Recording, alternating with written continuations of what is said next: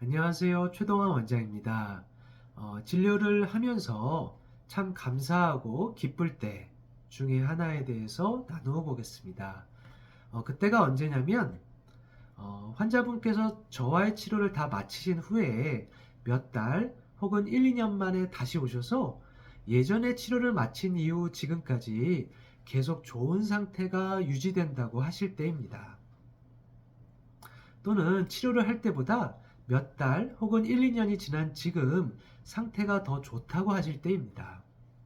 환자분들이 정말 원하시는 것은 치료를 할 때 좋아지는 것도 있지만 치료가 끝난 후에도 그 좋은 상태가 유지되는 것, 또는 치료가 끝나고 시간이 지나면서 점차 더 좋아지는 것을 원하실 것입니다.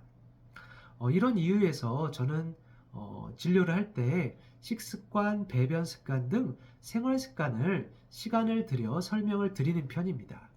그리고 제가 일반적으로 권하는 식습관, 배변 습관 등 생활 습관에 대한 영상을 촬영해서 유튜브 주소를 보내드리기도 합니다. 먼저 말씀드릴 것은 제가 처방하는 약의 원리나 생활 습관의 원리는 동일합니다. 상당히 다양하고 많은 병이 오는 원리로서 몸의 가운데인 위와 장이 막히고 그로 인해 상체로 열이 많아지고 하체가 차가워지는 것, 즉 상열, 중체, 하한을 중요한 원리로 보고 있습니다. 따라서 처방을 할 때도 몸의 가운데인 위와 장의 독소를 빼고 소통시키고 상체의 열을 내려주며 하체를 따뜻하게 해주는 처방을 많이 사용합니다. 마찬가지로 생활 습관에 있어서도 식습관, 배변 습관을 통해 가운데에 있는 위와 장을 소통시키고 또 반신욕과 족욕을 통해 하체를 따뜻하게 해주는 것입니다. 이렇게 가운데에 위와 장이 소통되고 하체가 따뜻해지면 상체의 열은 생활 습관으로 특별한 것을 하지 않아도 저절로 내려가는 효과를 기대할 수 있습니다. 정리하면 제가 약을 쓰는 원리와 생활 습관을 교정하는 원리가 동일하기 때문에 약을 먹는 치료를 마친 후에 좋은 생활 습관으로 잘 이어간다면 그 이후 약을 먹지 않아도 마치 계속 약을 먹는 효과를 몸에서 만들어 갈 수 있다는 것입니다.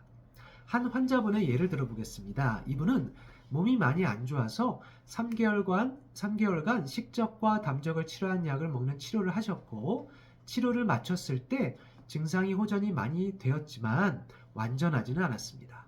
그런데 이분이 1년 정도 지나서 다시 오셨는데 그 치료 이후로 몸이 더 좋아지고 불편했던 증상이 더 좋아지셨다고 하셨습니다.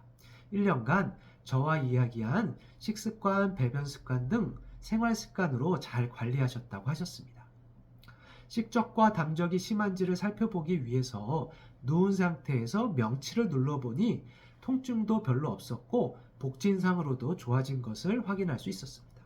이렇게 몇 달이나 1, 2년 만에 오셔서 치료가 끝난 후에 좋아진 것이 유지되거나 또는 그때보다 오히려 더 좋아졌다고 하시면 저도 감사하고 무척 기쁩니다.